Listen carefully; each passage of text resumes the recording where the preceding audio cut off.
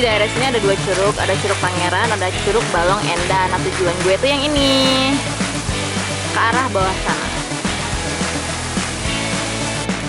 Hai Gajah Virtual, welcome back to DTC Dinda Tahir Channel. Kalian akan masuki lagi di Daso Review Buku.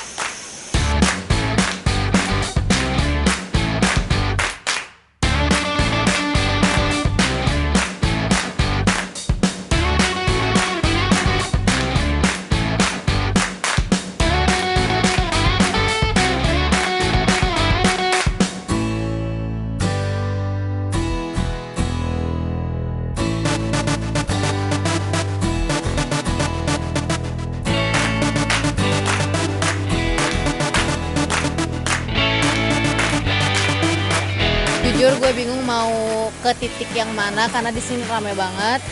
Sebenarnya ya lumayan bagus lah ya, dan airnya cukup bening. Kalau ke sana nggak ada tempat duduk-duduk. Kalau ke sana kayaknya ada deh. Mungkin kita ke sana aja kali ya.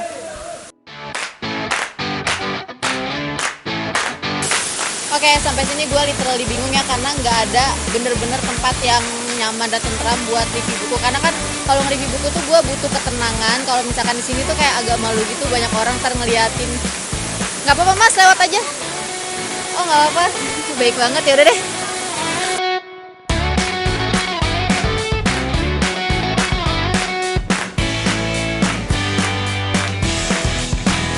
Akhirnya setelah keliling dan muter-muter, gue mendapatkan tempat yang nyaman dan tenang untuk mereview buku. Untungnya Curug Balong Endah ini lokasinya itu tatanannya ya agak memanjang. Jadi posisi gue sekarang tuh agak di bawah. So there's nobody here. Bukannya nggak ada orang juga sih, sebenarnya ada sekitar 3 orang di sebelah sana lagi berenang. Tapi yang paling ramainya itu yang di bagian atas. Nah kalau di sini tuh kayak sepi gitu dan asik untuk gue nge-review. Oke. Sebenarnya buku apa yang mau gue review? This is it. Judulnya While My Pretty One Sleeps yang ditulis oleh Mary Higgins Clark. FYI, Mary Higgins Clark merupakan seorang novelis kawakan yang udah punya banyak karya, kayak sekitar lebih dari 50 buku yang udah dia tulis. Walaupun gue baru baca buku satu ini, tapi gue nggak heran kenapa dia disebut-sebut sebagai The Queen of Suspense, karena ini ceritanya tuh menegangkan banget gitu. Masuk ke review yang pertama dari segi cover. Mohon maaf nih karena emang ini buku lama ya. Jadi ya beginilah keadaannya ya. Apalagi ini bagian depannya kemarin udah dicakar-cakar sama digigit-gigit sama Dora. Jadi robek-robek gitu, tapi nothing I can do. Ya oke. Jadi karena buku ini lama, ya covernya seada-adanya kayak gini. Tapi menurut gue ini udah cukup banget untuk menggambarkan kemisteriusan dari isi bukunya itu sendiri. Ditambah sama judulnya While My Pretty One Sleeps, yang kalau diartikan ke bahasa Indonesia adalah ketika cantikku tertidur. Nah itu menambahkan sisi kekelaman dari ceritanya. Moving on to the synopsis. Oke, kalau dari segi sinopsisnya ini sebenarnya udah menceritakan alur dari bukunya itu sendiri. Tapi kalau buat gue yang ngebacanya ini, sinopsisnya tetap meninggalkan sisi penasaran yang bikin gue mau baca. Karena kisahnya itu kayaknya misterius banget. Terutama ada komen-komen dari sejenis USA Today, People, sama Cosmopolitan yang memuji-muji bukunya. What about the character? Sebenarnya di sini karakternya itu banyak beberapa yang terlibat ya. Tapi yang harus paling diingat adalah seorang wanita bernama gue lupa lagi. Seorang wanita bernama Neve Carney. Dia adalah perempuan yang cantik, yang fashionable karena dia itu punya toko fashion. Itu ceritanya sendiri kayak gimana? Nah, kayak yang tadi gue bilang, Neve Carney kan punya toko fashion dan dia punya seorang pelanggan loyal yang selalu beli baju di tokonya dia nih, namanya Ethel Lampson. Tiba-tiba pada suatu hari Ethel Lampson itu menghilang kayak ditelan bumi gitu. Orang-orang di sekitarnya pun nggak tahu si Ethel pergi kemana. Tapi mereka tuh kayak nggak berpikiran aneh-aneh ya, karena Ethel ini orangnya emang rada-rada nggak disukain ya. Dia tuh orangnya agak nyebelin dan nggak asik gitu. Tapi yang paling penasaran sama kepergiannya Ethel adalah Neve Carney. Karena dia berpikiran nggak biasanya nih si Ethel nggak beli baju di toko gue kayak gitu. Jadi dari situlah Neve mulai menyelidiki kemana perginya Ethel, dan suatu ketika ketahuan lah ternyata Ethel Lampson itu ternyata sudah meninggal karena dibunuh Disitulah semua konflik berkecamuk. Orang-orang jadi pada bertanya-tanya siapakah yang membunuh Ethel Lampson. Next point, what I like from the story, gue suka banget sama cara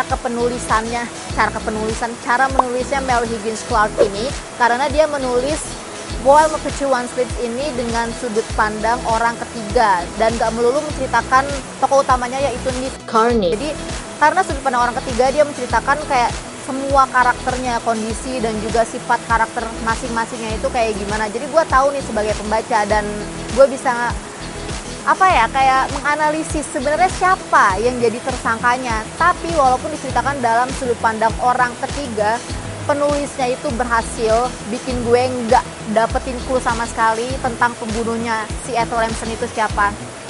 Keren banget. And next point yang gue sukain dari buku ini adalah ada quote yang beberapa kali disebutin di buku ini. Jadi Nick Carney itu kan punya bapak namanya Miles Carney. Jadi Miles itu adalah seorang pensiunan komisioner gitu.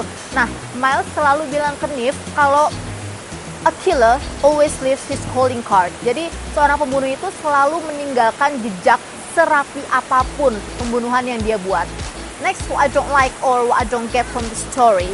Jadi gue agak nggak dapet ketika endingnya ini sih. Jadi kan dari awal sampai mau ending nih, mau akhir gitu, gue udah kayak penasaran banget dan gue deg-degan nih, kayak gue mau tahu banget siapa yang ngebunuh Ethel Lampson. Tapi ketika endingnya, ketika ternyata pelakunya itu ketahuan, gue kayak cuma dia, kayak gitu loh, nggak kayak kok dia. You got what I mean? Alright, last thing, the conclusion of the review. Jadi intinya adalah you guys have to read this book karena buku ini bagus. Gue ngasih rating itu 7,5. Jangan deh 7,8 kali ya, hampir 8, karena gue suka sama ceritanya, cuma gue rada nggak serp gitu sama endingnya. Jadi menurut gue yang agak kurang menarik itu endingnya aja. Overall it's good. And I have a very good news for you guys. If you want to read this, you don't have to buy it because it's an old book, so it's gonna be hard for you to find it. So kalau kalian yang mau baca, lo bisa kontak gue dan gue akan ngasih buku ini secara gratis. Oke? Berminat, taruh aja di kolom komentar yang pertama kali akan gue kasih buku ini. Tapi ya keadaannya kayak gini, jadi kalian harus maklum ya. Tapi nggak apa-apa, lagi-lagi ingatlah quote, don't judge a book by its cover. Jangan menilai buku dari covernya aja. Walaupun covernya udah robek-robek dan agak nggak menarik kayak gini, tapi isinya ini top. Alright, Konco Virtual, sekian video gue kali ini. Semoga menginspirasi kalian untuk mau membaca. Tungguin video gue selanjutnya. Bye!